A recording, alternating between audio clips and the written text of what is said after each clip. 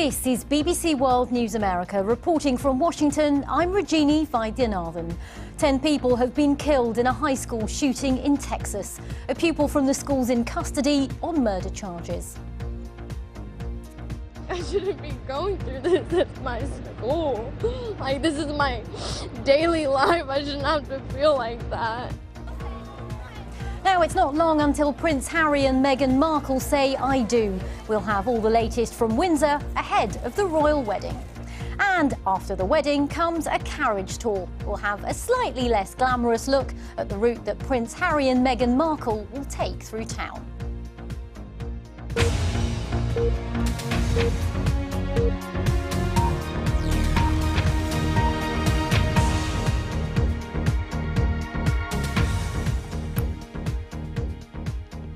Welcome to World News America.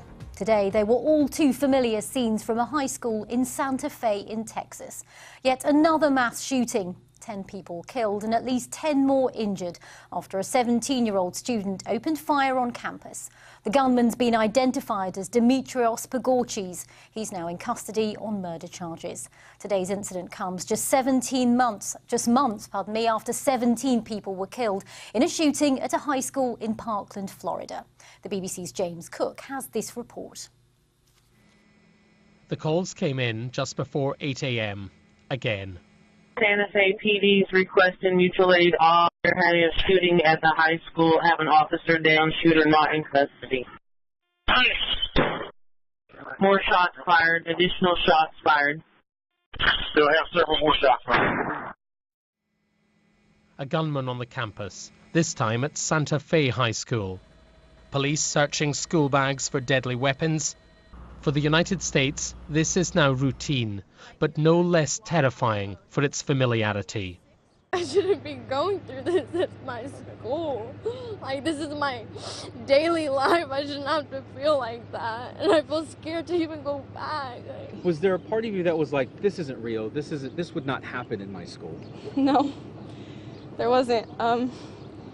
Why so? It's been happening everywhere. I've always kind of felt like eventually it was going to happen here too. The teachers just screamed at us to run and told us to take off. So we all took off towards the back. I ran through someone's yard and jumped their fence. The emergency services poured onto campus again. Among the injured, a school police officer. Authorities said a suspect had been arrested, but the threat was not over. There have been explosive devices found in the high school and surrounding areas adjacent to the high school. Because of the threat of these explosive items, community members should be on the lookout for any suspicious items and anything that looks out of place.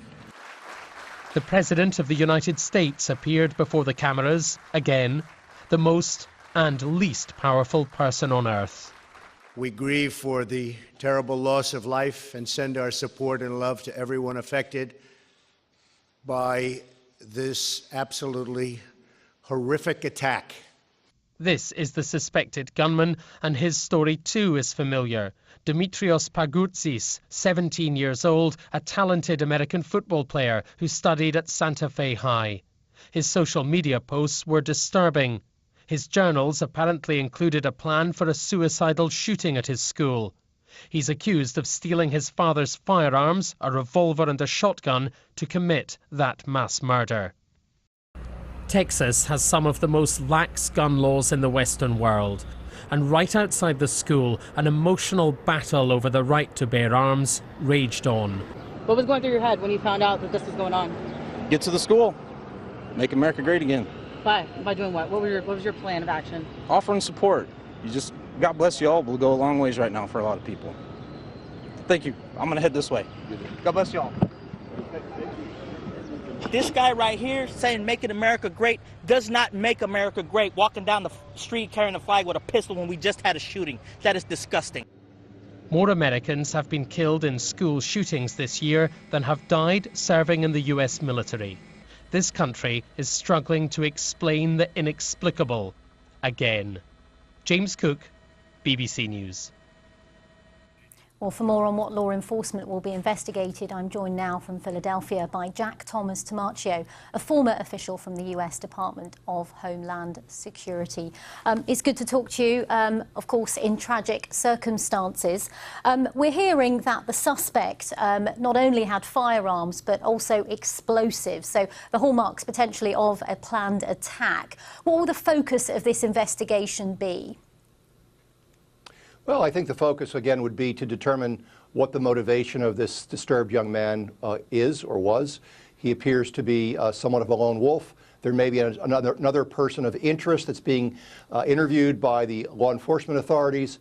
But from what I can see from the facts that surround this particular tragic shooting is we have, again, an individual who was troubled, wanted to commit suicide, apparently, but decided to surrender to the authorities.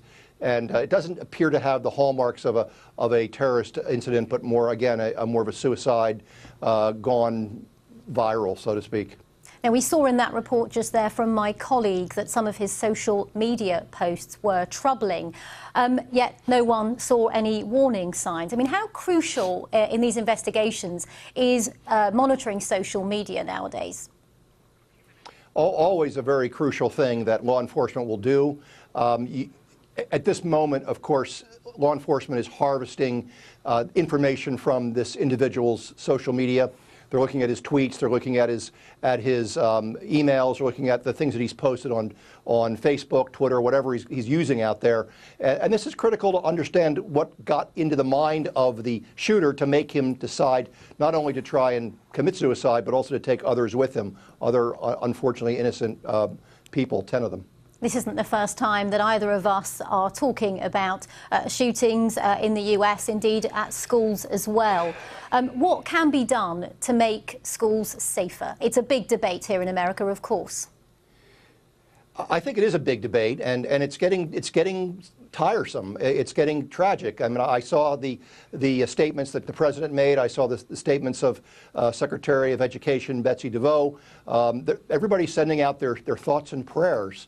And how many thoughts and prayers can we send out? We have to find a workable and a balanced and a nuanced way to stop this problem. Because I'll tell you what, this is going to continue and continue and continue. And until this country decides that they're going to get serious about finding a solution to this, we're going to have more dead kids next month. I can guarantee it. It's going to happen in June. It's going to happen in July. It's going to happen in the next academic year. And we just don't seem to want to do anything about it except thoughts and prayers. And just very briefly, from a law enforcement perspective, what could be done? Well, certainly, I think that the laws can be tightened. Your correspondent said earlier that Texas has one of the most liberal gun laws. I understand that in many cases people do support the Second Amendment. The Second Amendment is part of our Constitution. We do have the right to bear arms. But we also have to realize that our elected officials have to start not being held hostage to the fearmongers of the NRA and other individuals who are trying to say, you know, there's more to it than just guns. It has to do with your civil rights. Mm-hmm. We have to find a solution here. Okay, well, Jack Thomas Tamaccio, thanks for your insights. Thank you. Next, it's the night before the big royal wedding tomorrow, and Prince Harry and Meghan Markle are now in Windsor as final preparations are being made for their big day. After much speculation, Miss Markle's asked Prince Charles to walk her down the aisle. Her father, Thomas Markle's unable to attend the wedding due to ill health. Well, Prince Charles said he was pleased to be able to welcome Miss Markle to the royal family in this way. From Windsor, our royal correspondent, Nicholas Witchell. The night before his wedding, and Harry, accompanied by his brother and best man William, emerged from Windsor Castle to meet some of the crowds who'd gathered ahead of the big day tomorrow. Good wishes were offered, hands were shaken. Children in particular were singled out for attention. And then, what's this? A familiar face in the crowd seemed to have been spotted. A familiar face indeed, though not quite what it seemed. You'd hardly find her in an ice cream parlour on Windsor High Street. Harry and William said their farewells to the crowd. If there were any last-minute nerves, they certainly weren't visible. Prince, we're from Los Angeles. How are you, sir? And as the groom and his best man headed for their hotel, so the bride, Meghan Markle, and her mother, Doria Ragland, arrived at theirs. Good evening, Miss Markle. How are you feeling tonight? It's been an at times bumpy week for the Markle family, with the uncertainties and ultimate withdrawal from the service of Meghan's father. But mother and daughter, who'd both met the Queen for tea this afternoon, seemed relaxed. Mr. Markle's absence does mean, though, that Meghan's mother is the only member of her family who will be at the wedding. It was this morning, as Windsor basked in the spring sunshine, that the final pieces of the wedding jigsaw fitted into place, with the announcement that Prince Charles would escort Meghan Markle to the altar. A statement from Kensington Palace said, Miss Meghan Markle has asked His Royal Highness the Prince of Wales to accompany her down the aisle of the choir of St George's Chapel on her wedding day. The Prince of Wales is pleased to be able to welcome Miss Markle to the royal family in this way. This is how it will work.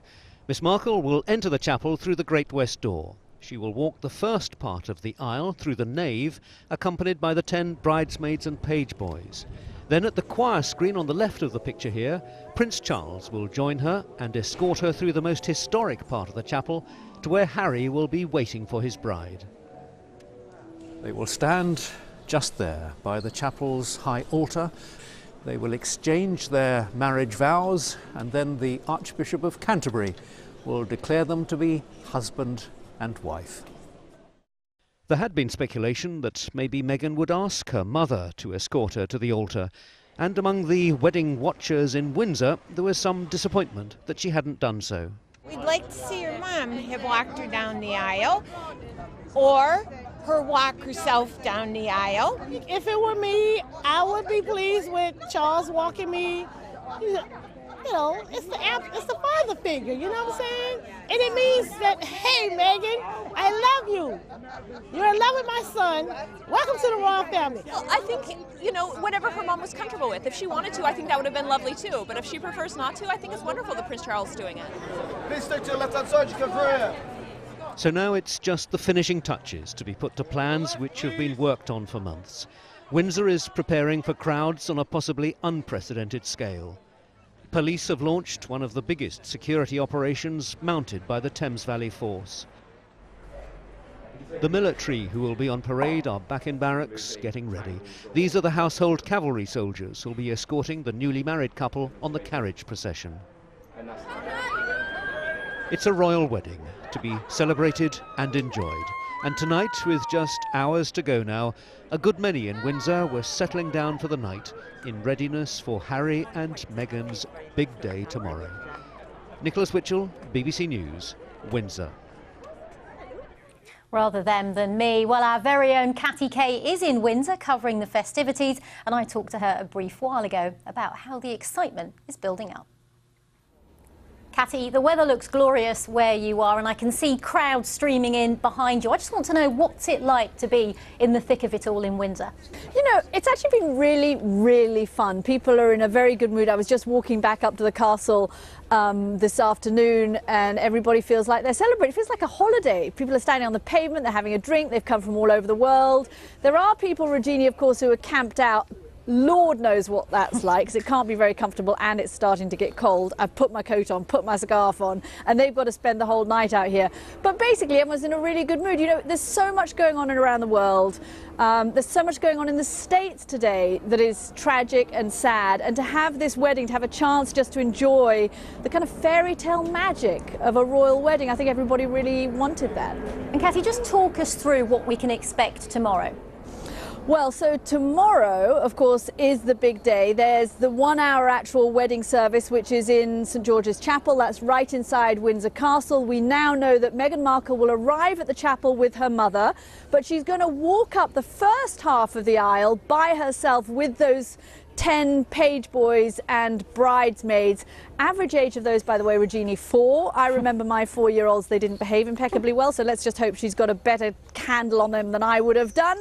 Halfway down the aisle, she gets met by Prince Charles. He then walks her up to the altar, hands her over, and then we have the wedding service between Prince Harry and Meghan Markle, and then the newlyweds will leave the chapel, drive around Windsor, greet their followers and fans and all of these people who have come from all over the world with the hope of seeing them in the carriage. They'll have a long procession up what's called the Long Walk. That's a very long pathway, 2.5 miles long. Christian taught me that. And then they'll get into a reception for some of the people who've been in the chapel, and then in the evening there's a big party for them. And then that's it. That begins their married life. They don't even go on honeymoon straight away. They're going to be working straight away. And the speculation is, of course, where do they go on honeymoon at some point later on? And you'll be there for all of that. Thanks very much, Cassie. Let's take a look at some of the other non-royal wedding news around the world. Well, former Russian spy Sergei Skripal's been discharged from hospital more than 2 months after being exposed to a nerve agent along with his daughter Yulia. The BBC understands that Mr. Skripal's able to walk and has talked to police at length, but isn't completely recovered. Authorities say the investigation into the attack in the UK city of Salisbury is ongoing. The World Health Organization says it's identified more than 500 people who have potentially come into contact with Ebola patients in the Democratic Republic of Congo. They'll be closely monitored for symptoms of the disease and are likely to be among the first to be given an experimental vaccine. All of Chile's 34 Roman Catholic bishops have offered their resignations to Pope Francis after a child sex scandal cover-up rocked the country. The bishops, who spent several days in the Vatican after being summoned by the Pope, said they'd apologise to the victims of abuse. It's not clear whether Pope Francis has accepted the resignation. High levels of toxic gas have forced emergency workers on Hawaii's Big Island to retreat following the latest eruption of the Mount Kilauea volcano. People have been warned to get away from a sulfur dioxide cloud, which is killing large swathes of vegetation. The volcanic activity has forced thousands to leave the area. Around 100 people are feared dead in Cuba after a passenger plane crashed on takeoff in Havana. The plane was on an internal flight from Jose Marti International Airport just south of the capital and was heading to the east of the island. 3 people were pulled alive from the wreckage and are now in a critical condition in hospital. Our Cuba correspondent Will Grant sent us this report. 104 passengers, several crew members, just 3 survivors. It was immediately clear this was Cuba's worst plane crash since the 1980s. The 737 had barely been in the air for a minute when it came down, crashing into a field outside Havana's airport. Children in a nearby school had a narrow escape, their screams and nervous laughter obvious on their mobile phone footage. Local people came to offer what help they could, and the emergency services arrived in their droves. In the end, though, there was little anyone could do. This is catastrophic. This should never happen. One never imagined something like this. This is a terrible tragedy. Imagine. We are very emotional. Cubans, so used to turning to the Castros in times of crisis, now have a new president. It fell to him to bear the bad news. We have to wait. The news is not very promising because a lot of people seem to have died. That's why, in the name of the government and the party, I express our condolences. This was a domestic flight run by Cuba's state aviation company with a plane leased from a Mexican firm on its way to the eastern city of Holguin when it came down. The communist-run government's fleet in Cuba largely dates from the Soviet era, much of it aging and in poor condition. At this stage, though, there's no indication why so many families are now grieving, why a routine flight, a short hop across the island, ended in this tragedy. Will Grant, BBC News. You're watching BBC World News America. Still to come on tonight's programme. The carriage procession route the royal newlyweds will take through Windsor. We'll take you on a tour of what to expect.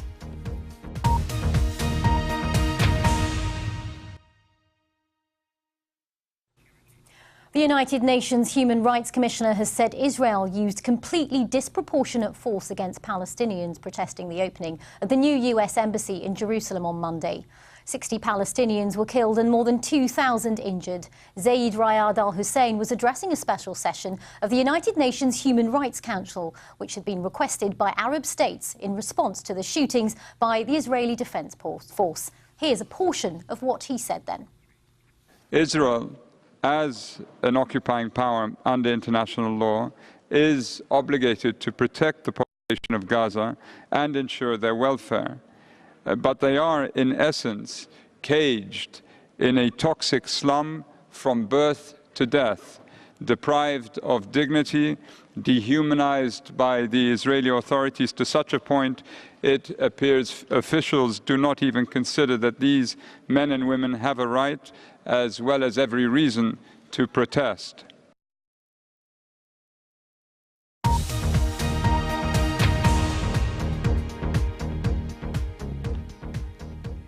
Venezuelans will be heading to the polls this weekend for the country's presidential elections. The current leader, Nicolas Maduro, is predicted to win another term, despite a spiralling economic crisis and historically low approval ratings. But turnout's expected to be low, in a poll that's been condemned by critics as a sham. Our South America correspondent Katie Watson sent us this report from Caracas. At his final campaign rally, a jolly dance with the First Lady. While the votes haven't yet been cast, the result's predictable, so why not celebrate now? And joining them on stage, one of Mr. Maduro's few foreign supporters, football legend Diego Maradona. Only 1 in 5 Venezuelans approve of Mr. Maduro, and many of them are in this crowd. They're fighting hard to keep him in the top job, despite the worsening crisis. We are never going to accept a right-wing government. We are going to defend the legacy of Hugo Chavez until we die. We have an economic crisis created by the US government. We Venezuelans are going to resolve our problems. We don't want foreign interference. It feels like a party atmosphere, but not everybody is here voluntarily. A woman came up to me just a short while ago and said she felt she had to turn up. She worried that if she didn't, she'd lose her pension or even her job. Also in the crowds, I met one of Mr. Maduro's closest advisors. I suggested to him that people were suffering and fleeing the country. His response? To ask his colleagues if they were suffering. A total denial. Across town, protesters call for an end to the dictatorship. They're outside the headquarters of Venezuela's secret service, where political prisoners staged a revolt this week. There's been no official word of what's happened. Families are still waiting for news. The big fear is that the life and integrity of our families is in the hands of a murderous regime that's capable of anything and is capable of retaliating against those who've raised their voices. Most, though, keep their heads down. They just want to survive another day amid shortages of food, medicines and even buses. People waiting for hours to catch their ride home. They're angry with the government, but they're apathetic about voting. In my view, we already know who's going to win the election, says this lady. There are no guarantees of fairness.